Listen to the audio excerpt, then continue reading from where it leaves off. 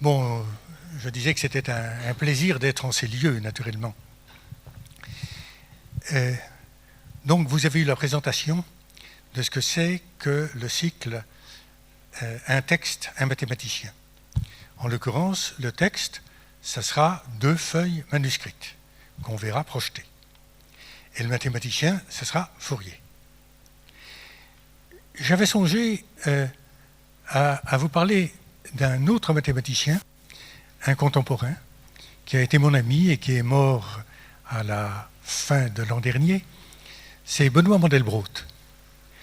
C'était un grand novateur. Et bon, son nom est assez connu parce qu'il est le père de la géométrie fractale et il a reçu un grand nombre de distinctions et d'honneurs dans tous les pays du monde.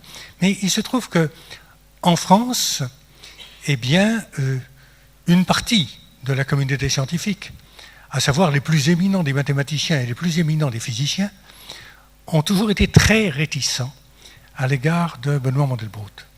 Donc, pour moi, c'est un exemple d'homme célèbre, célébré, et en même temps mésestimé. Alors voilà, c'est une introduction toute naturelle pour ce que j'ai à dire de Fourier. Parce que Fourier est célèbre. Il n'y a pas besoin de beaucoup insister, à Grenoble surtout. Mais outre l'université Joseph Fourier, l'Institut Fourier, les manifestations qu'il y aura demain, il faut signaler sans doute un excellent livre de Jean Dombre, un mathématicien, et Jean-Bernard Robert, un physicien qui a été professeur dans cette université, qui s'appelle Fourier, le créateur de la physique mathématique. On a donc maintenant, depuis la parution de ce livre en 1998, de quoi vraiment s'instruire sur Fourier, sur son temps, et j'aurais le regret d'être très rapide sur beaucoup de questions, mais le réconfort de savoir que vous pouvez vous reporter à ce livre, vous y trouverez vraiment toute l'information qui manquera à cette conférence. Donc, Fourier célèbre, je n'insisterai pas beaucoup plus là-dessus. Fourier méconnu ou mésestimé, oui. J'ai chez moi une édition de Encyclopædia Universalis qui date de 1974. C'était la 6e édition. Il n'y a pas d'article Joseph Fourier. Il n'y a pas de rue Joseph Fourier à Paris.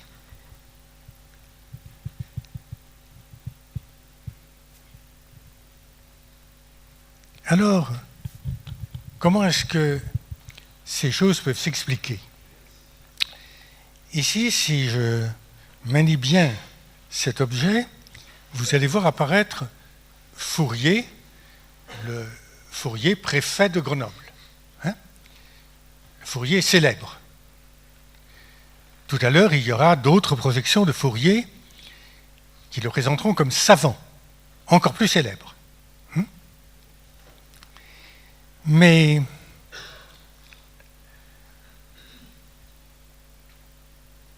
voilà une citation de Victor Hugo. Alors, vous voyez, Victor Hugo, en exil, écrivant des Misérables, lorsqu'il évoque l'année 1817, à travers une série de flashs sur ce qui se passait, il y avait à l'Académie des sciences un Fourier célèbre que la postérité a oublié, et dans un grenier obscur, dans je ne sais quel grenier, un Fourier obscur dont la postérité se souviendra. Alors, le Fourier obscur, c'est le phalanstérien Charles Fourier, et effectivement, il y a une rue Charles Fourier à Paris. Maintenant, le nom de Fourier est certainement beaucoup plus associé à Joseph Fourier qu'à Charles Fourier, parce que le nom de Fourier, il est partout dans la littérature scientifique. Série de Fourier, intégrale de Fourier, transformation de Fourier rapide, analyse de Fourier.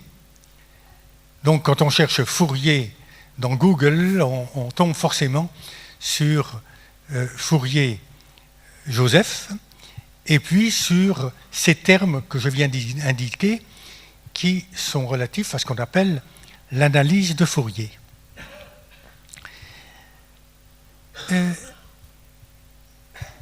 Victor Hugo était un bon ami d'Arago.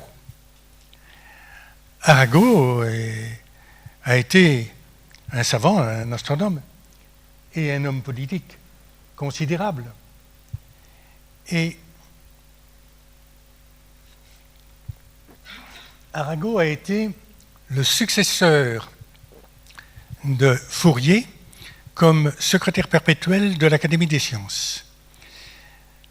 C'est lui qui, à la mort de Fourier, a prononcé son éloge funèbre.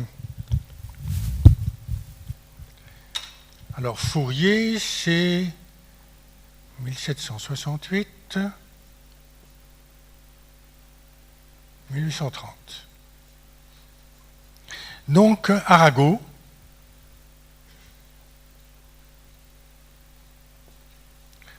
prononce en 1830 l'éloge funèbre de Fourier. Il est enthousiaste sur la vie et l'œuvre. La vie est un vrai roman. J'en évoquerai quelques points tout à l'heure. L'œuvre, oui, il extrait l'apport à la théorie de la chaleur, mais il n'y a pas un mot sur les séries de Fourier, les intégrales de Fourier, l'analyse de Fourier. Sur ce qui est retenu le plus de Fourier à l'heure actuelle, pas un mot chez Arago. Et pourquoi? Alors, le but finalement de cette conférence, c'est d'essayer de vous dire un aspect du pourquoi. Pourquoi cette sous-estimation persistante depuis le début du XIXe siècle sur ce qui fait maintenant la gloire principale de Fourier. Alors auparavant, je voudrais quand même dire quelques mots de la vie de Fourier. Alors je m'installe tranquillement.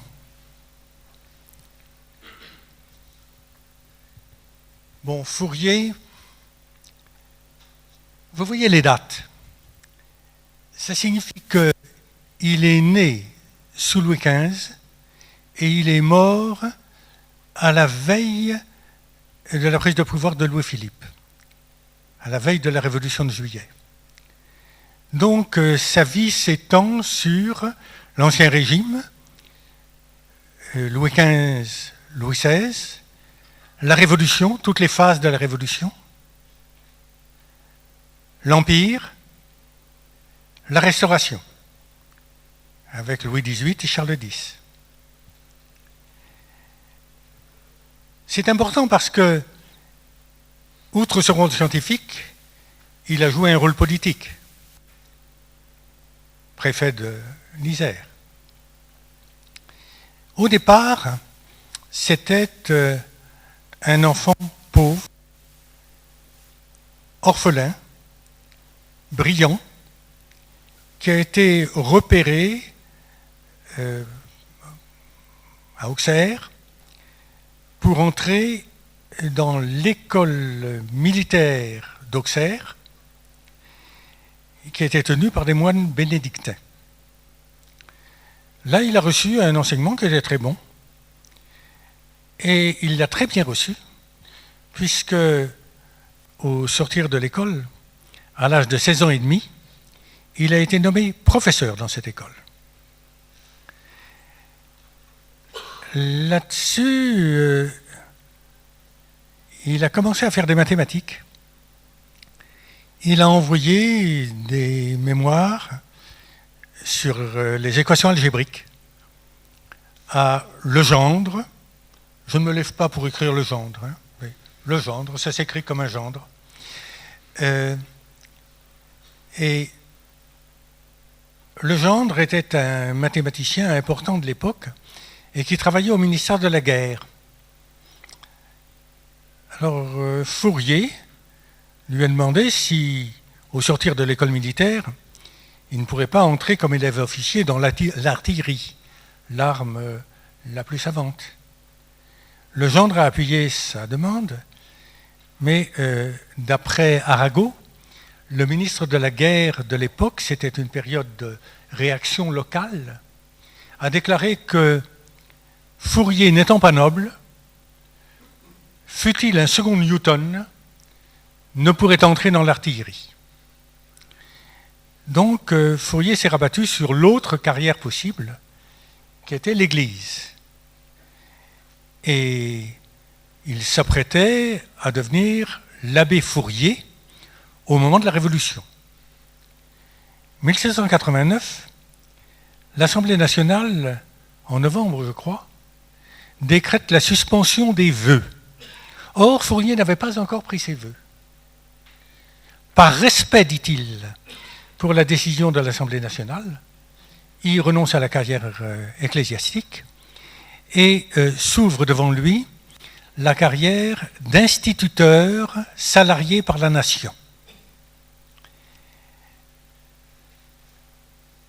Il se trouve à ce moment-là au collège d'Auxerre comme professeur de physique et d'éloquence. Il participe à tous les épisodes de la Révolution, c'est-à-dire qu'il est actif, efficace, emprisonné, libéré, emprisonné de nouveau, etc. Et la Révolution, pour lui, a été très importante dans une création qui a été éphémère, celle de l'école normale de l'an 3, 1793. L'école normale de l'an 3 était destinée à ouvrir les portes du savoir à ceux qui devaient répandre le savoir dans la nation. Et pour ça, elle a accueilli 1500 élèves, et la plupart de ces élèves étaient extrêmement mal préparés à recevoir l'enseignement de très haut niveau qui a été donné dans cette école normale de l'an 3. Les cours et les débats après les cours, c'était sténographié, de l'école normale de l'an 3 sont édités maintenant. Et on voit à quel point, effectivement, ils étaient de niveau très élevé. Les professeurs de mathématiques étaient Lagrange, le plus ancien, le plus respecté, Laplace et Monge. Bon, je ne peux pas m'étendre là-dessus, mais dans le livre de Dombre et Robert, vous verrez les entretiens à l'issue des cours entre Monge et Fourier, c'est extrêmement délectable.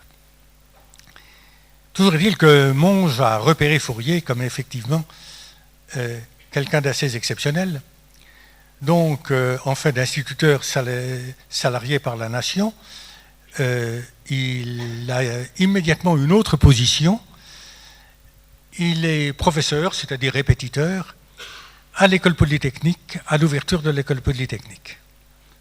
Monge est une grande personnalité de l'école polytechnique, et Monge avait repéré Fourier.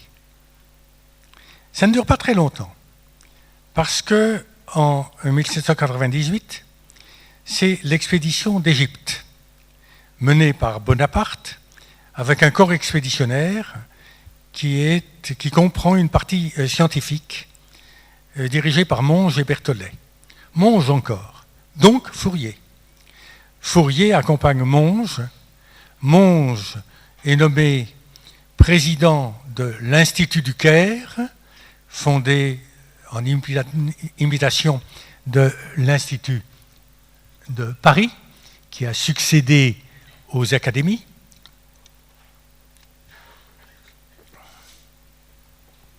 Donc, Fourier accompagne Monge et il est secrétaire perpétuel de l'Institut du Caire. Naturellement, la perpétuité n'a pas duré très longtemps. Il y a eu les défaites du corps expéditionnaire, Bonaparte qui rejoint la France, Monge, Berthollet rejoignent la France. Fourier est l'un des derniers à rester. Il part en 1801, mais avec une tâche très considérable. C'est lui qui a coordonné en fait les recherches françaises qui étaient menées en Égypte. C'est lui qui avait à avoir pour tâche de rédiger la préface de la description de l'Égypte, le monument qui a suivi l'occupation française de l'Égypte. Bonaparte a repéré évidemment Fourier. Avant qu'il soit empereur, premier consul, il nomme Fourier préfet de l'Isère. Là, je ne m'étends pas, parce que vous connaissez l'Isère mieux que moi. C'était un département difficile à l'époque, mais intéressant. Il y avait des familles avec qui entretenir évidemment des relations. La famille Champollion, qui a été initiée à l'Égypte par Fourier. Oui, il y avait les marais à assécher, il y avait l'éducation à promouvoir, etc. Bon, sur Fourier, préfet, je renvoie à Dombré-Robert.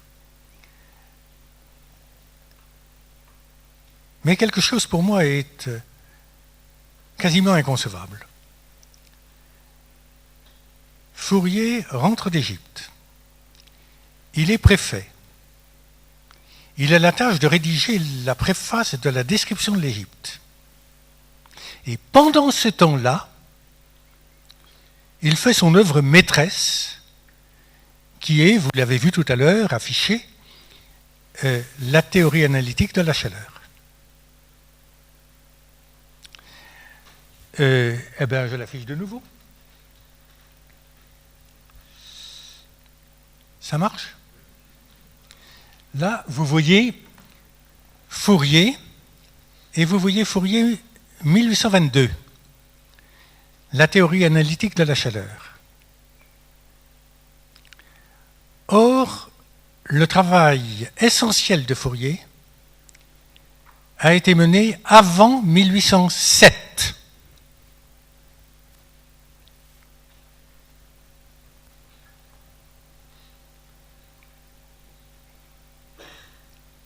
Donc, il est préfet en 1802. En 1807, il envoie à la première classe de l'Institut, qui a remplacé l'Académie des sciences, un mémoire sur la théorie de la chaleur.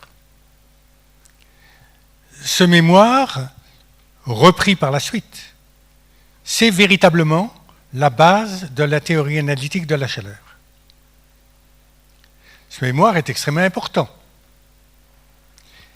Néanmoins, aucune réaction de la part de l'Académie, enfin de la part de la première classe de l'Institut. Un bref compte-rendu dans le bulletin de la Société philomathique, mais rien de la part de l'Institut.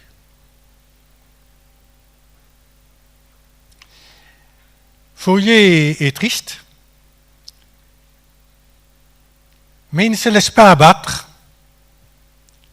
Il entretient une correspondance sur le contenu de son travail, et particulièrement sur ce qu'il sait être particulièrement contesté, c'est-à-dire les séries trigonométriques. Il envoie une correspondance, en particulier à Laplace, qui est sans doute le plus à même de comprendre ce que se fait Fourier, et puis Lagrange, dont il sait que c'est lui qui a exprimé les réserves les plus importantes sur les séries trigonométriques.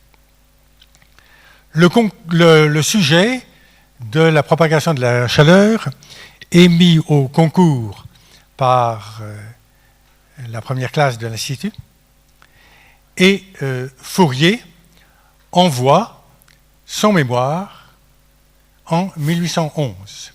Donc c'est le mémoire de 1807, juste remanié. Il reçoit le prix. Là, c'est au moins la reconnaissance de la valeur de son travail. Mais avec un commentaire qui est que cet ouvrage contient les véritables équations du mouvement de la chaleur. Et vu l'importance du sujet, cela mérite le prix. Mais son traitement laisse à désirer, sous l'angle de la généralité et même de la rigueur. Et là, mon interprétation, c'est la patte de Lagrange.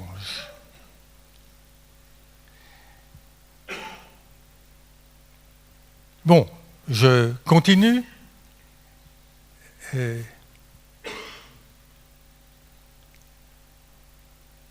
Vous savez que l'Empire s'effondre. Louis XVIII prend le pouvoir. Et presque aussitôt, il le quitte parce que Napoléon débarque de l'île d'Elbe. C'est la période des 100 jours en 1815. Fourier n'a pas été démis de ses fonctions de préfet par Louis XVIII. Il va l'être par Napoléon parce qu'il s'oppose à Napoléon à l'entrée à Grenoble. Seulement, Napoléon n'a pas beaucoup de personnel.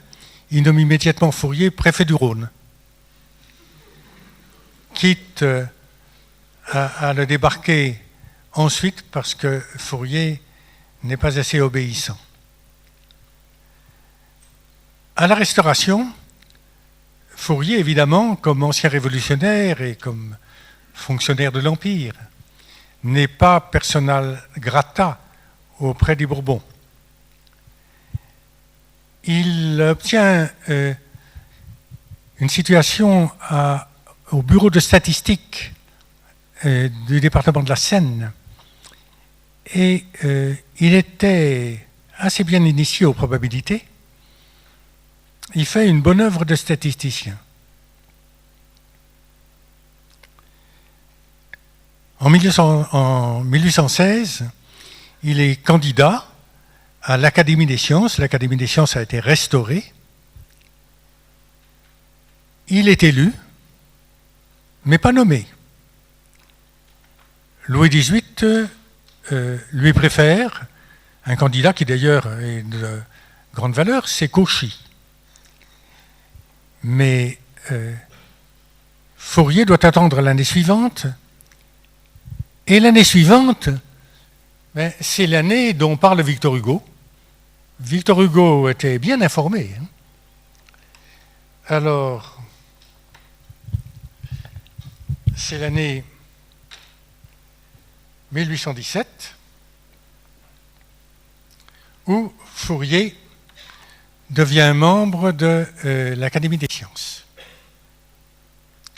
Et là, on peut dire que les honneurs et les dignités se suivent les unes après les autres. En 1822, il est secrétaire perpétuel et il vaut quand même la peine de marquer la date. 1822, c'est la date que vous avez vue sur l'édition de la théorie analytique de la chaleur. Il a fallu attendre que Fourier soit secrétaire perpétuel de l'Académie des sciences pour pouvoir exposer en clair ce qu'il avait fait en 1807 et en 1811.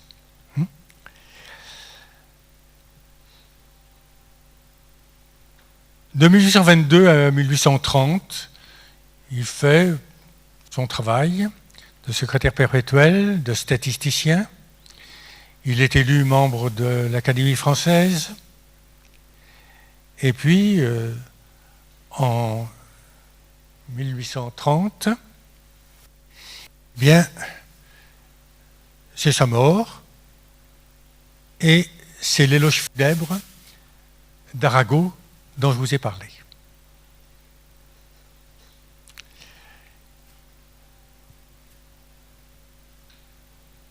Les séries de Fourier, à cette époque, ne s'appellent pas du tout séries de Fourier. Les séries de Fourier s'appellent comme ça depuis Riemann.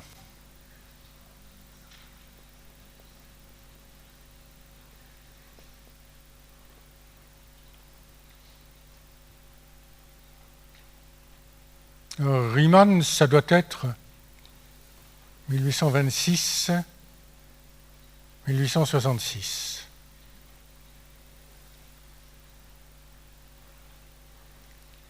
Alors, Riemann est l'un des mathématiciens les plus prodigieux qu'on ait connu. Il a touché à toutes les branches des mathématiques et de manière révolutionnaire. Il y a, entre autres, un mémoire de Riemann présenté comme thèse pour l'habilitation à enseigner à l'université de Göttingen, qui est une thèse sur les séries trigonométriques. Et cette thèse sur les séries trigonométriques commence par une partie historique.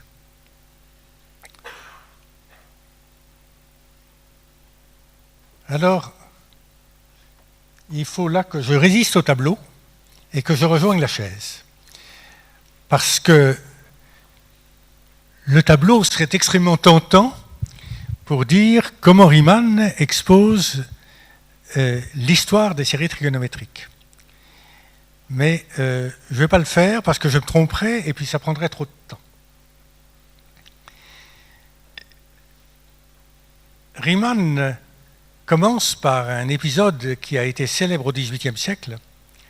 Ça a été la controverse des cordes vibrantes.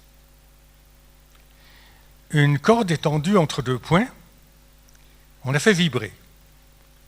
Ça peut être une corde de piano, ça peut être une corde de violon, on peut la pincer, on peut la frapper. Bon.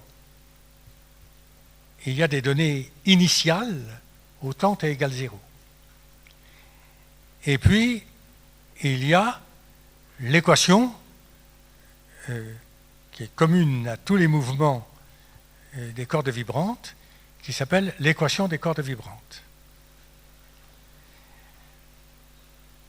La découverte de cette équation et la découverte des solutions, ça a été fait à peu près en même temps par d'Alembert et par Euler. D'Alembert un an plus tôt.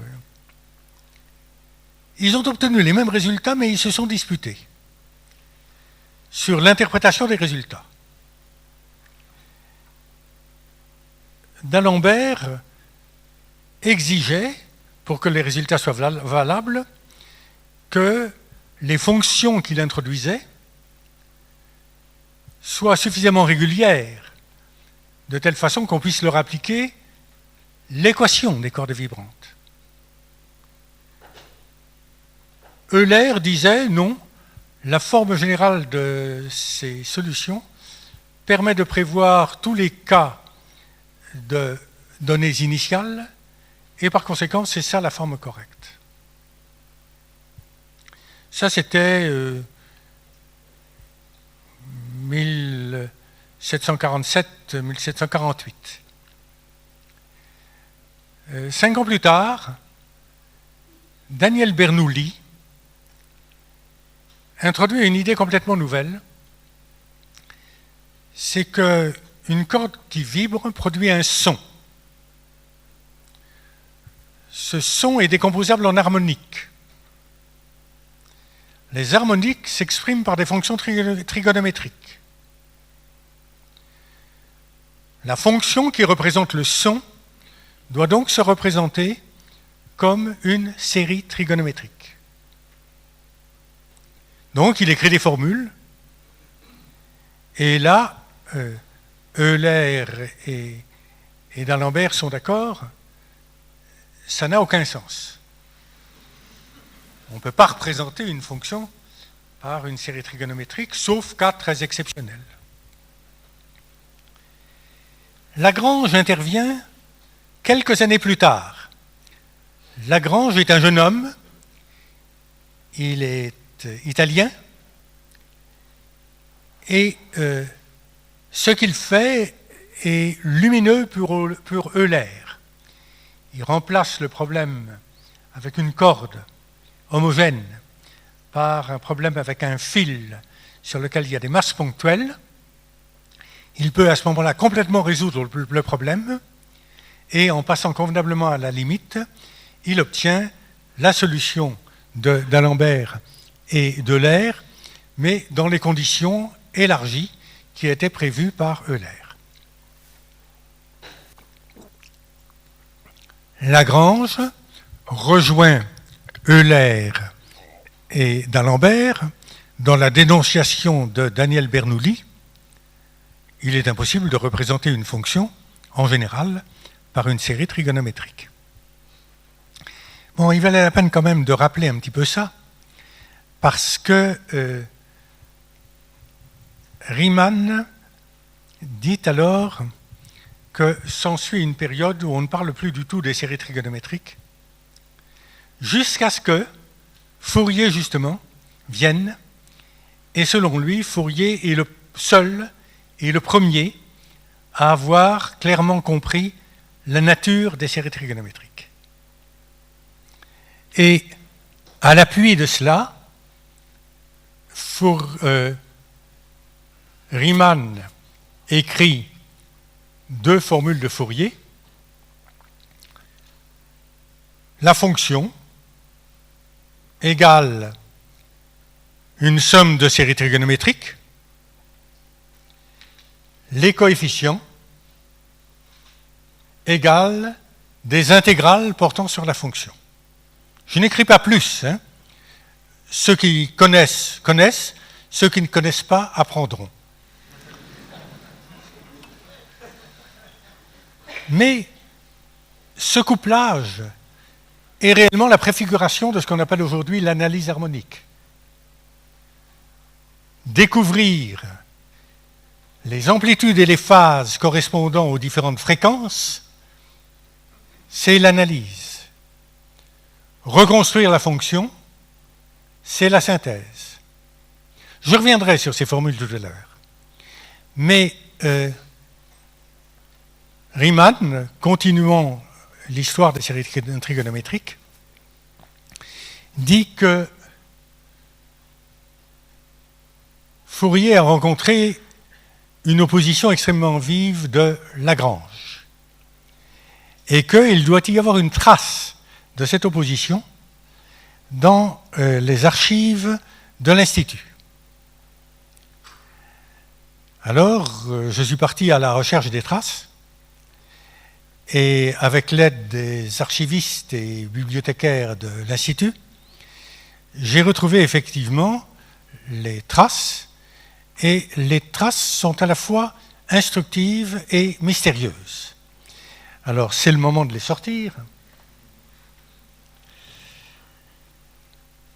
Voilà. La première trace, c'est une feuille de Lagrange. Lagrange écrit une formule, x sur 2 égale sinus x moins 1,5 de sinus 2x, etc. Il dit cette équation, cette formule, est valable entre 0 et pi sur 2, mais elle ne peut pas être valable au-delà. Et il démontre que ça ne peut pas être valable au-delà par un procédé un petit peu compliqué. Il change x en pi moins y, il change ensuite y en x, il obtient une seconde formule, la formule que vous voyez qui est écrite pi moins x sur 2 égale, Et puis, il démontre que cette formule ne peut pas être correcte. Alors, il procède à une série de dérivations, de changements de variables, d'intégration. Il détermine une constante d'intégration par la valeur de la fonction au point x égale 0. Et il obtient une troisième formule, la formule C, qui est incompatible avec la formule B. Donc, il n'était pas possible de prolonger au-delà, comme il l'affirmait.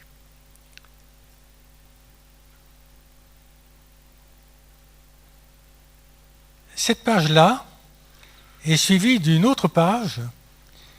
Vous voyez, c'est une page qui n'est pas de la même écriture, et puis c'est un brouillon. Il y a plein de ractures, c'est tassé à certains endroits, mais si on lit la chose, on s'aperçoit que c'est évidemment l'argumentation de Fourier. Et de plus, c'est la main de Fourier. J'ai vérifié des autographes de Fourier à la Bibliothèque nationale. C'est comme ça qu'il écrit, y compris la façon d'écrire pi. Vous voyez ?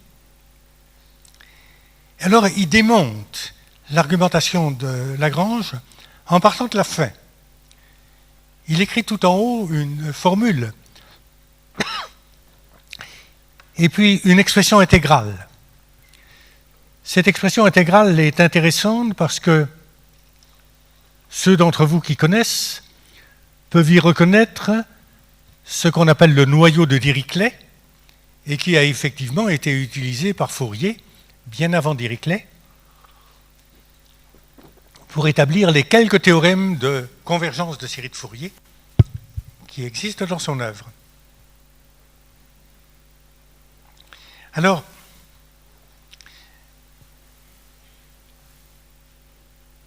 je ne vais pas détailler ce qui est écrit par Fourier, quoique ça soit bien intéressant. Par exemple, la première phrase, elle m'a demandé beaucoup de mal pour être comprise.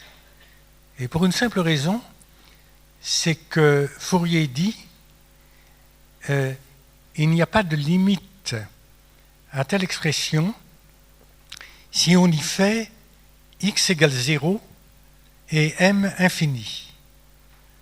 Or, si on fait x égale 0, on trouve 0, il y a une limite. Mais ce qu'il faut lire, c'est il n'y a pas de limite si on fait tendre x vers 0 et m vers l'infini. Donc, c'est un exemple où il faut savoir lire. Si on se fie au sens des termes comme à l'heure actuelle, et qu'on lit de façon trop littérale, on s'égare. Mais pour la fin de ce qu'écrit Fourier, alors là, c'est parfaitement clair. Et c'est la suite de ce qu'il dit au début. Non, ça, c'est pas Fourier. C'est la troisième page. Ben, la troisième page, j'y reviendrai peut-être tout à l'heure. Il y a 2 feuilles, mais il y a 3 pages. Là, j'y reviendrai tout à l'heure, mais je continue avec Fourier. Vous voyez, là c'est transcrit ce qu'il écrit dans le bas de la page, qui est tellement tassé, presque pas lisible. Alors, voilà. Il est très clair. La formule qui est écrite, c'est une formule qui vaut sur un certain intervalle 0,2 pi. Et attention, ça vaut entre 0 et 2 pi, ça ne vaut pas pour 0 et pour 2 pi. Et dans tout le cours de sa réfutation. Il insiste sur les domaines à considérer. Et puis, voilà sa conclusion. En général, on ne peut point séparer l'usage d'une équation de ce genre de la considération des limites entre lesquelles les valeurs de la variable doivent être considérées. Non seulement les limites, mais il le précise, limites comprises ou limites non comprises. Et l'erreur de Lagrange, c'était limite comprise. Lagrange a traduit en x égale 0 ce qui n'était valable que sur l'intervalle 0, 2π. Alors, la petite figure correspondante est peut-être claire.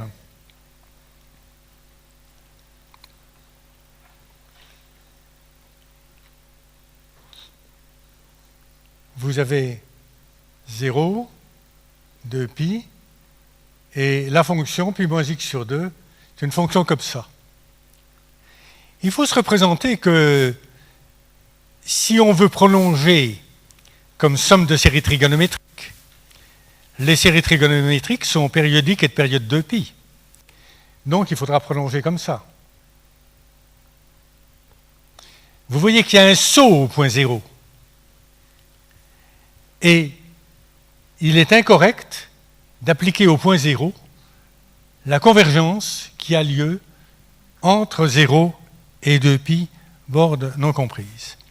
Ça, c'est l'interprétation de la dernière expression de Fourier. Mais vous voyez comment c'était écrit, et c'est écrit dans le bas de la page, griffonné, et cependant, c'est, à mon sens, le message principal de Fourier. À partir de Fourier, on sait que pour définir une fonction, il faut définir son domaine de définition. Lagrange n'avait pas ce point de vue. Il y avait pour Lagrange des prolongements naturels. C'était le au-delà. Seulement le malheur pour Lagrange, c'est qu'il y a un au-delà des séries trigonométriques et il y a un au-delà de la fonction pi moins x sur 2, qui sont différents. Donc, il faut distinguer effectivement dans les fonctions, même lorsqu'elles ont la même expression sur un intervalle, il faut leur extension n'est pas contenue dans la donnée de la fonction sur l'intervalle. Par exemple, l'écriture intégrale de A à B,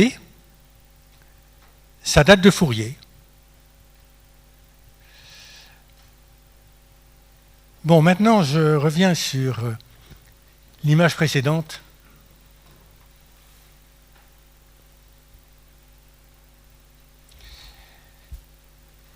Voilà, il y a 4 noms là-dedans. C'est De Prony, Lacroix, Poisson et Legendre. Et ils écrivent tout au haut de la feuille, numéro 40, c'est dans le volume 906 des manuscrits de Lagrange, conservés à la bibliothèque de l'Institut. Papier relatif aux mémoires de Fourier. De quelle mémoire s'agit-il? Du mémoire de 1807, sans aucun doute.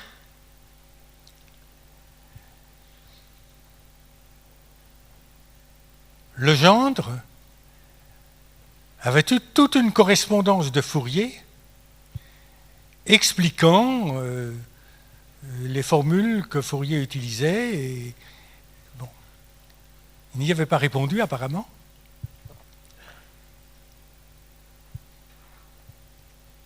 Et il y a là un mystère.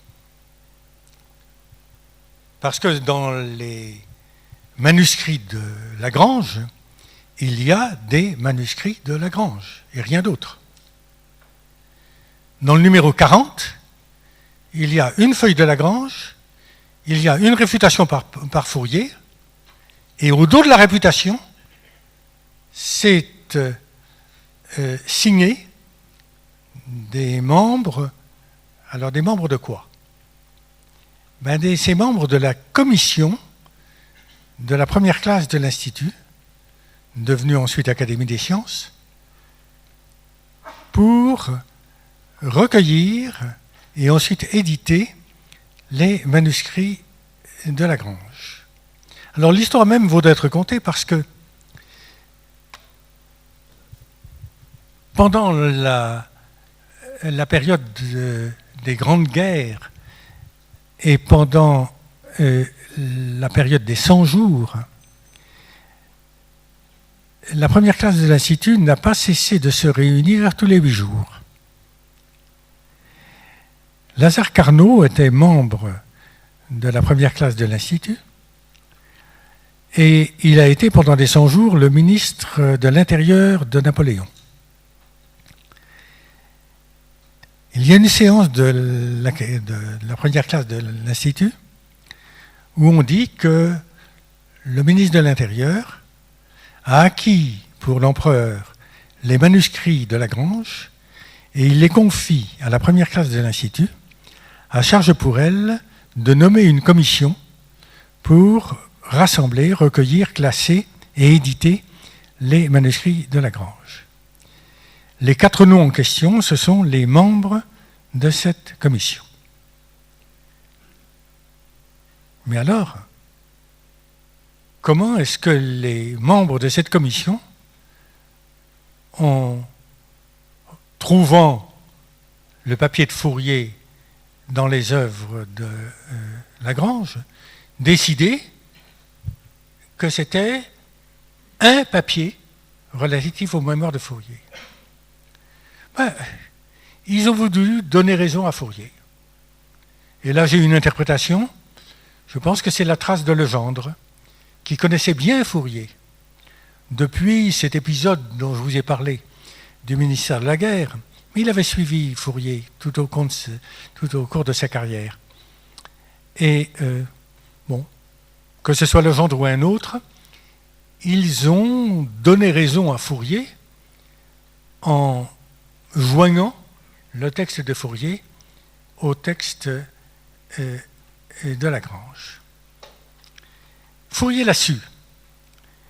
Et pour Fourier, ça avait une grande importance.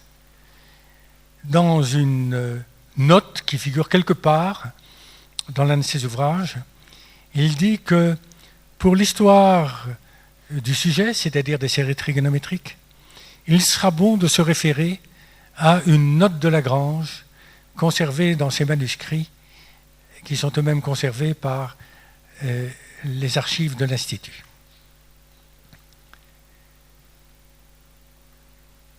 Si ça avait de la valeur pour Fourier, Fourier en a parlé aux jeunes avec lesquels il était en contact dans la période 1820-1830. Parmi ces jeunes, il y avait Dirichlet, un jeune Allemand, mais qui a fait ensuite une œuvre considérable. Et Riemann a connu Dirichlet. Et Riemann dit que c'est de Dirichlet qu'il sait qu'il y a une pièce dans les archives de l'Académie des sciences qui prouve l'hostilité de Lagrange aux idées de Fourier.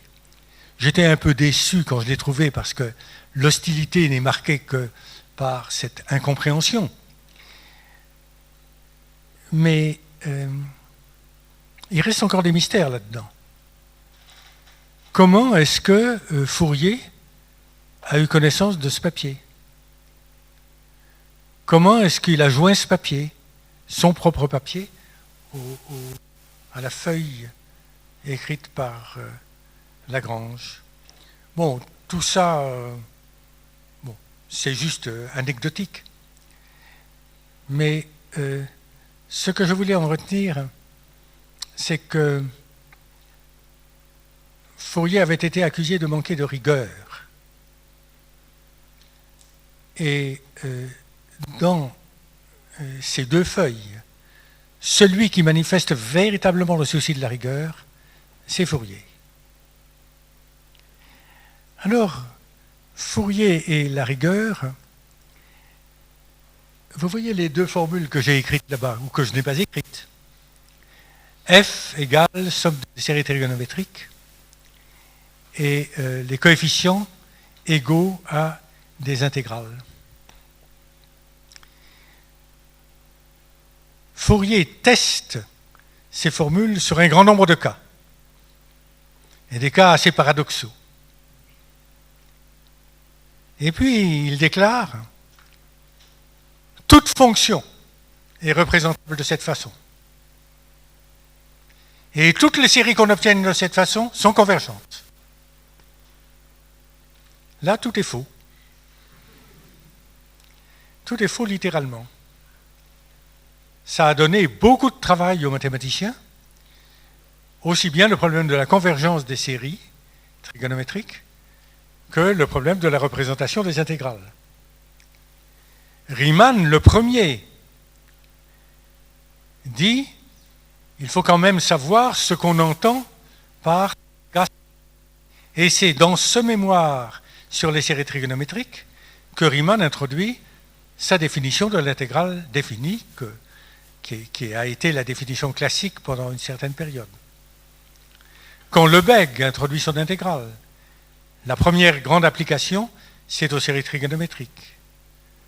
Dangeau, c'est explicitement pour les séries trigonométriques.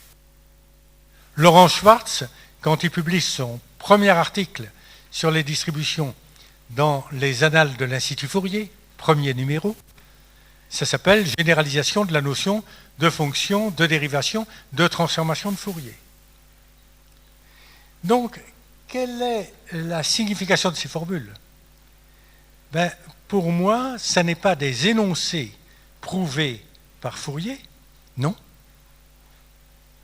Ce sont des énoncés imprudemment donnés par Fourier, mais qui constituent en réalité un programme.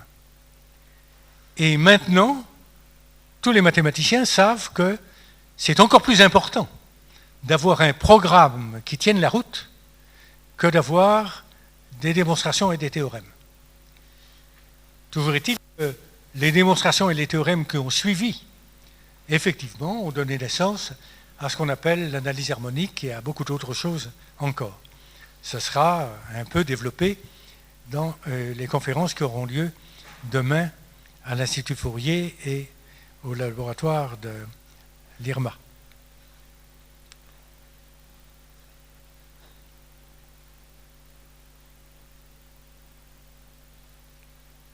Bon, c'est là l'essentiel de la leçon que je voulais tirer des deux feuilles de Fourier. Vous voyez, je vais au-delà des deux feuilles de Fourier, je reviens au contenu de la théorie analytique de la chaleur.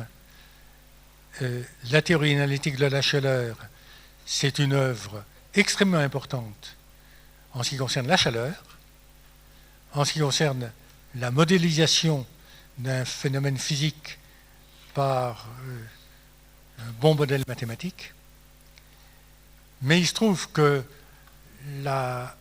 l'une des traces les plus importantes, ça a été l'outil développé par Fourier, qu'il appelait une analyse spéciale, et qui a été si mal reçu, si mal compris par ses contemporains. Là, je pourrais m'étendre sur la transformation d'outils en théorie, qui est une constante du développement des mathématiques. Mais je voudrais quand même revenir sur la célébrité de Fourier à l'heure actuelle. J'ai tenté d'expliquer pourquoi Fourier a été mésestimé, méconnu, et pourquoi la trace a été longue à disparaître. Mais pourquoi est-ce qu'il est revenu? Il est revenu avec cette force. Il y a d'une part, effectivement, tout ce qu'on a pu tirer de ces formules de Fourier, comme générant toute une branche des mathématiques qu'on appelle l'analyse harmonique. Mais ce n'est pas la seule raison. Je pense que la raison principale, c'est que le point de vue de Fourier n'a pas été un point de vue actuel pendant une longue période de l'histoire des mathématiques et que c'est un point de vue actuel aujourd'hui. Fourier disait « L'étude approfondie de la nature est la source la plus féconde des découvertes mathématiques. » Il était physicien et mathématicien.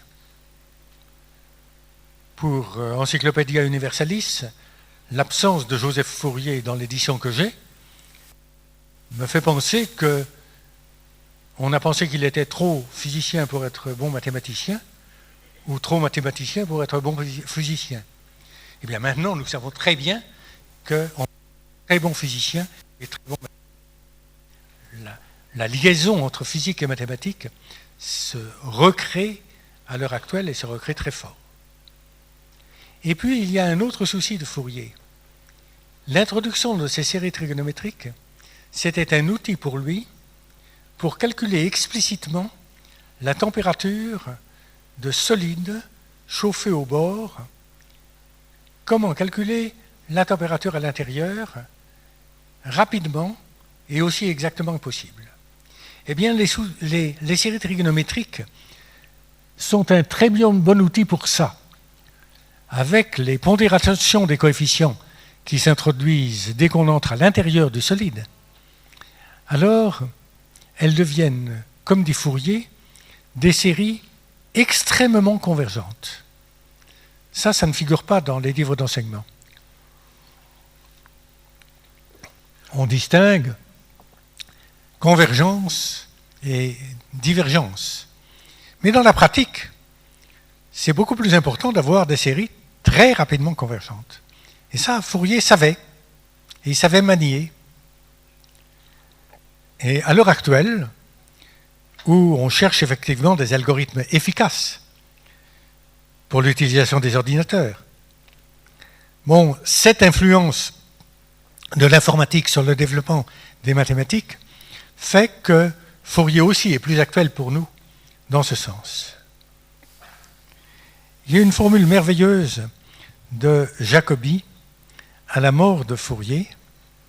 Alors, je crois la connaître assez pour vous la dire.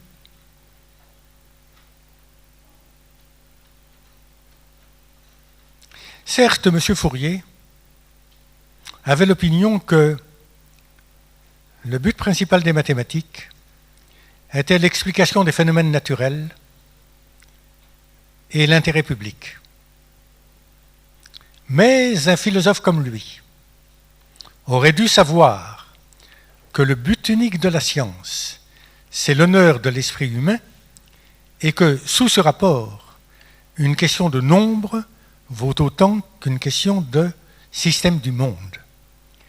Jacobi était un ami de Dirichlet. C'était lui aussi un Allemand, admirait le français qu'il utilise.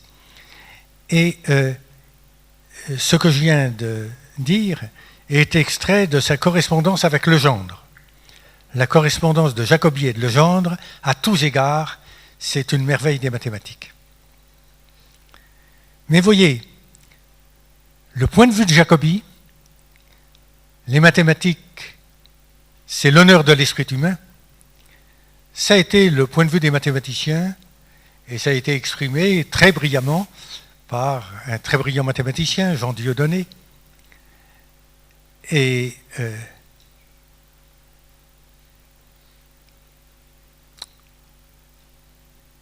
à l'heure actuelle, je ne crois pas qu'il faille mettre en cause ni Jean Dieudonné, ni Jacobi. Il est bon qu'il y ait cette vision romantique des mathématiques, mais je crois que la vision de Fourier, qui était une vision héritière des Lumières et qui a préfiguré un petit peu le positivisme, c'est une vision qui maintenant nous est beaucoup plus proche qu'elle ne pouvait l'être il y a une cinquantaine d'années. Si je prends mon cas personnel, Et il y a 50 ans, quand je lisais Fourier, avec l'impertinence de la jeunesse et la caution des aînés, je cherchais tout ce qu'il pouvait y avoir chez lui à reprendre, non prouvé, inexact. Maintenant, quand je lis Fourier, je cherche, comme j'ai cherché à vous l'expliquer dans la première phrase ici, je cherche à découvrir ce qu'il veut dire et à comprendre la portée de ce qu'il veut dire. Enfin, le but de cet exposé, c'était de vous faire sentir que Fourier mérite d'être célèbre, vous faire apprécier aussi que, au cours du temps, il y a comme ça des hauts et des bas, et que les séries trigonométriques, c'était l'abomination qui a fait mésestimer l'apport de Fourier, que c'est maintenant sa gloire principale, mais qu'à côté des séries trigonométriques, il va y avoir d'autres gloires qui retombent sur Fourier. Si vous consultez Wikipédia, vous verrez que Fourier, c'est d'abord l'inventeur ou le découvreur de l'effet de serre, et puis dans quelques années, vous verrez que Fourier, ça a été l'inventeur des méthodes de l'analyse convexe qui, si elles avaient été connues plus tôt, auraient fait de lui un précurseur de la recherche opérationnelle. Il y a à puiser chez Fourier, comme il y a à puiser dans les grands auteurs du passé, et chaque fois qu'on les lit, on y trouve du nouveau. Alors, la seule chose que je peux dire, j'ai fait de la propagande pour le livre de Dombre et Robert, qui est effectivement un livre remarquable, mais je voudrais dire que Fourier, il est agréable à lire, et vraiment, ça vaut la peine de le lire dans le texte. Merci.